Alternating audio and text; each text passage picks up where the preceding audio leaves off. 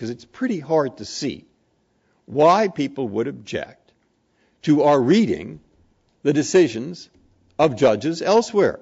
I mean, we meet the judges elsewhere. We talk about common problems. Actually, it's now reached the stage which is quite different from 10 years ago, where when the judges of the European Court come here, as they do, or the Supreme Court of India, or I'm somewhere else and speaking to them, and we go and discuss something, it is no longer a discussion which I used to call my day at camp. You know, I did this today, I did that today, and the other one did the other today. That is usually not too productive. Rather, it is a discussion about a specific item of common interest. How, in fact, are you dealing with federalism in the EU? What are you doing to help that woman in Naples who hates Brussels?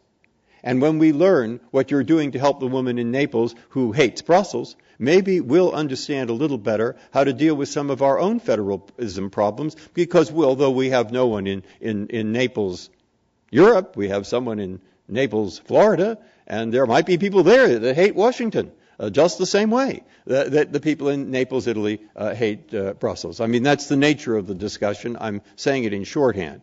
And my suspicion is that there isn't really too much objection to that.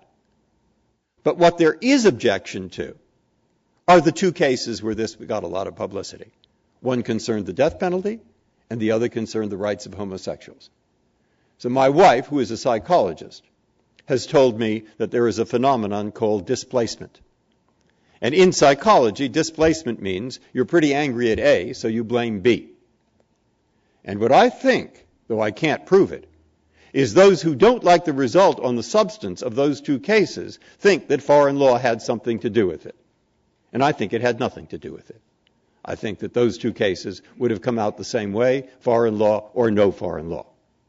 But that, I think, in large part, has what kindled this very spectacular fireworks of a political debate, to which I say more and more judges from foreign countries will talk to each other. More and more we will see nations across the world putting a degree of confidence in judges to try to enforce basic precepts of democracy and human rights. Indeed, in July, in France, we may discover the Constitution amended, which changes their constitutional court into a court that's much more like our own here in the United States.